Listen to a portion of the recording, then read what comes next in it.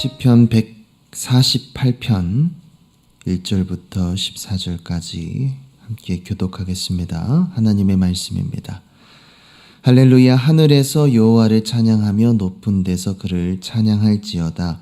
그의 모든 천사여 찬양하며 모든 군대여 그를 해와 달아 그를 찬양하며 밝은 별들아 다 그를 찬양할지어다. 하늘의 하늘도 그를 찬양하며 하늘 위에 있는 물들도 그것들이 여호와의 이름을 찬양함은 그가 명령하심으로 지음을 받았음이로다. 그가 또 그것들을 영원히 세우시고 패하지 못할 명령을 너희 용들과 바다여 땅에서 여호와를 찬양하라.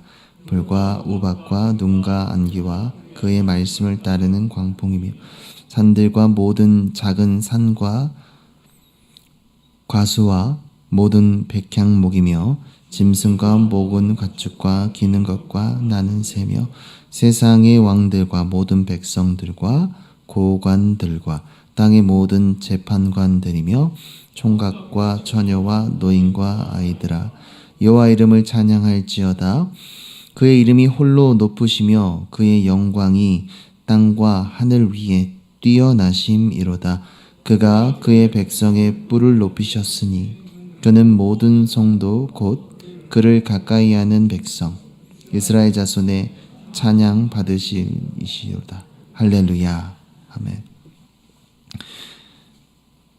백성의 뿔을 높이셨으니 라는 제목으로 본문 말씀을 나누겠습니다.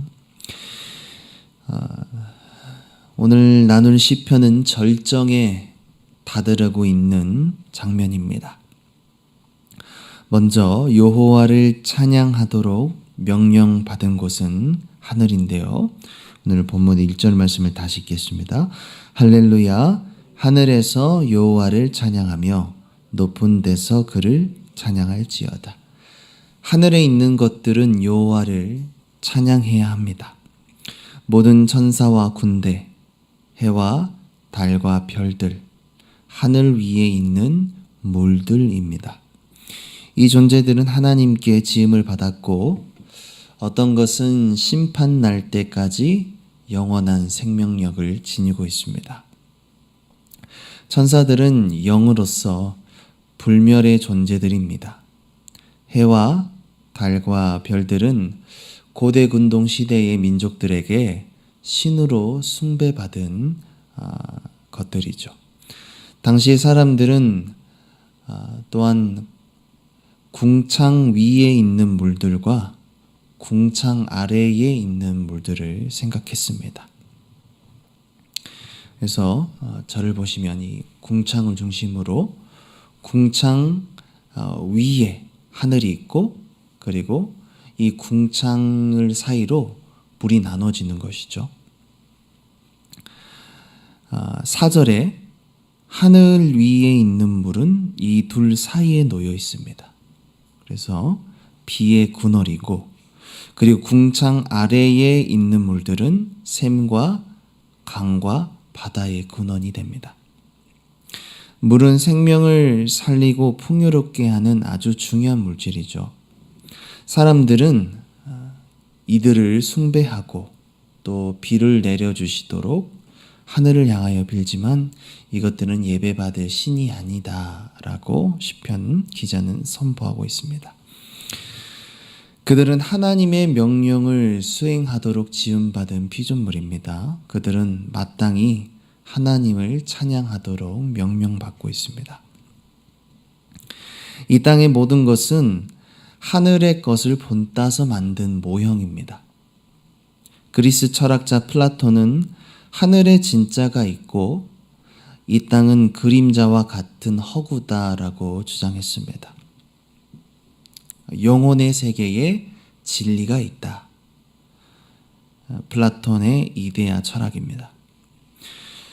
하지만 성경은 이 땅이 비록 모형일지라도 하나님께서 섭리하고 다스리고 계신다고 말씀하죠. 그래서 하나님을 예배하는 자들은 이 땅을 살아가지만 동시에 천상의 사회 구조를 생각하지 않을 수 없습니다. 이 땅의 사회 구조는 하늘로부터 주어진 것이기 때문이죠.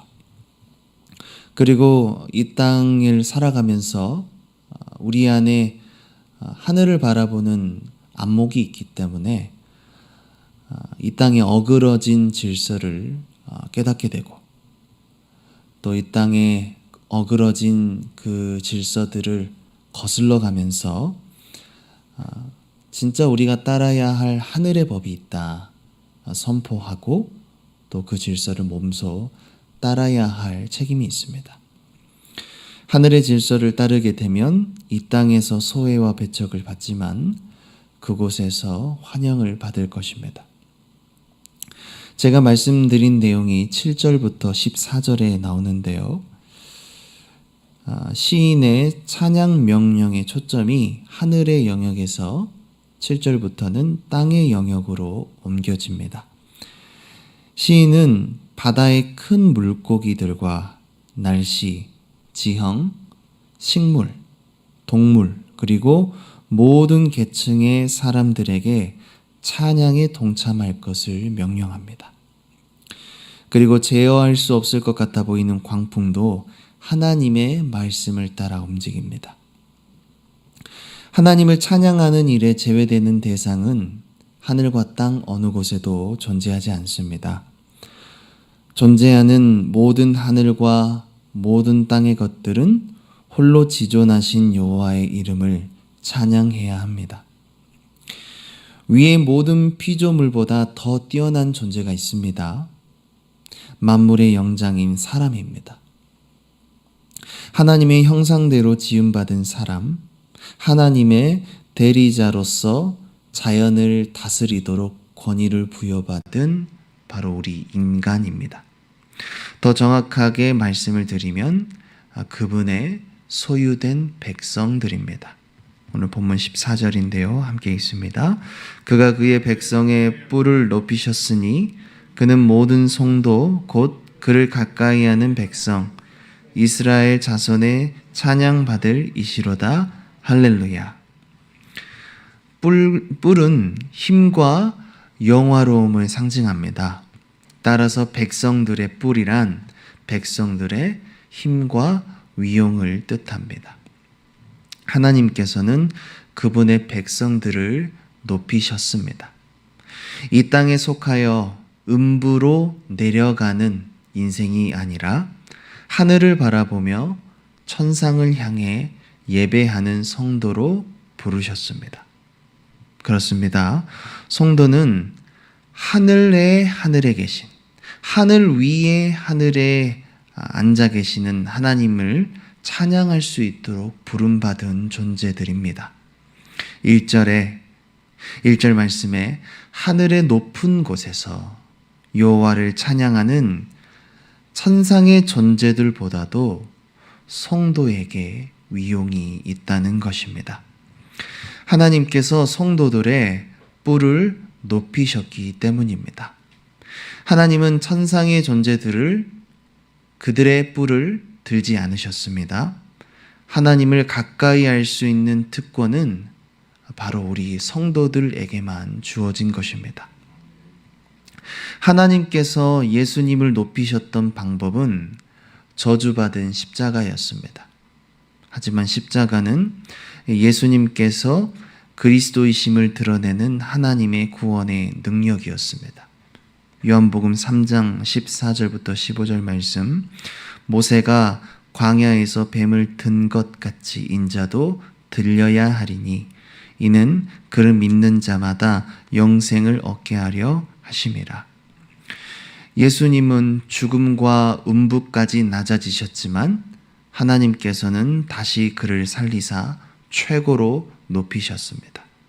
하나님께서 높이신 예수님은 하나님과 가장 가까이 계십니다. 그리고 예수님을 믿는 믿음은 성도가 하나님을 가까이 할 수 있는 능력이 됩니다. 그러므로 하나님의 성도로 부름받은 사람은 힘과 위용이 드러나는 삶을 살아갈 수 있어야 합니다.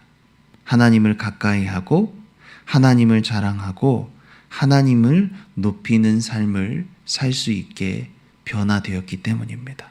하나님은 우리가 하나님을 가까이 하시도록 그 찬양하는 삶을 살 수 있도록 우리를 높이셨고 성도로 부르셨다는 이 사실을 우리는 본문을 통해 다시 한번 정체성을 찾게 됩니다. 시편 148편을 읽게 되면 저는 개인적으로 베토벤 9번 합창 교향곡이 생각납니다. 4번 악장을 지나 환희의 송가 파트에 바로 우리가 좀 전에 불렀던 64장의 멜로디입니다.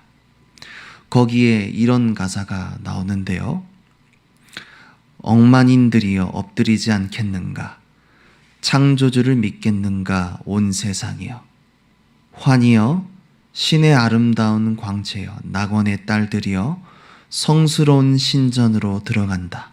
성스러운 신전으로. 사랑하는 성도 여러분, 하나님을 예배하는 일에 우리는 온 마음과 정성을 쏟을 수 있도록 부름받은 성도라는 사실을 기억할 수 있기를 바랍니다. 하나님께서 그분의 성도들의 뿔을 드신 이유, 하나님을 가까이 하는 백성으로 살아가도록 하기 위해서인 줄 믿습니다. 하나님께로부터 가장 멀었던 죄인이 이제 회개하여 돌아왔다면 이제 회개한 죄인이 할 수 있는 가장 위대한 일은 하나님을 가까이 뵙는 일입니다. 하나님은 그분을 가까이 하는 백성의 찬양을 기뻐 받으십니다. 그러므로 그분을 가까이 하는 이 특권을 소홀히 하지 않고 또 빼앗기지 않을 수 있기를 예수님 이름으로 소망합니다. 기도하겠습니다. 거룩하신 존귀하신 하늘 위에 하늘에 앉아 계시는 아버지 하나님, 주의 영화로운 이름을 찬양하나이다. 하나님을 가장 멀리하고 등지며 살아갔던 죄인이 이제 돌아와서 하나님을 가까이 할 수 있도록 힘을 주셔서 감사를 드리나이다. 하나님께서 주신 이 신령한 힘으로 하나님을 찬양하게 하시고 하나님을 온맘 다해 예배하게 하시고 하나님을 때마다 시마다 할 수 있는 한 나의 모든 것 다하여 가까이 할 수 있도록 주님 다시 한번 우리에게 굳건한 힘을 굳세게 하여 주옵소서. 우리에게 생명이 있을 때, 우리에게 기회가 있을 때 하나님을 가까이 하는 이 일을 소홀히 하지 않도록 도와주시옵소서. 복된 주일 하나님을 우리가 사모하여 예배하기를 원합니다. 그 기도가 지금부터 시작되어 온전히 하나님 기뻐하시는 향기로운 제물과 또 찬양의 제사 될 수 있도록 성령의 기름을 부어 주옵소서. 우리에게 힘과 위용이 있게 하신 것을 오직 하나님께 돌려드리는 존귀와 영광의 역사가 우리 가운데 부응하도록 하여 주옵소서. 감사드리며 존귀하신 예수님 이름으로 기도합니다. 하늘에 계신 우리 아버지여, 이름이 거룩히 여김을 받으시오며 나라가 임하시오며 뜻이 하늘에서 이루어진 것 같이 땅에서도 이루어지이다. 오늘 우리에게 일용할 양식을 주시옵고 우리가 우리에게 죄 지은 자를 사하여 준 것 같이 우리 죄를 사하여 주시옵고 우리를 시험에 들게 하지 마시옵고 다만 악에서 구하시옵소서. 나라와 권세와 영광이 아버지께 영원히 있사옵나이다. 아멘.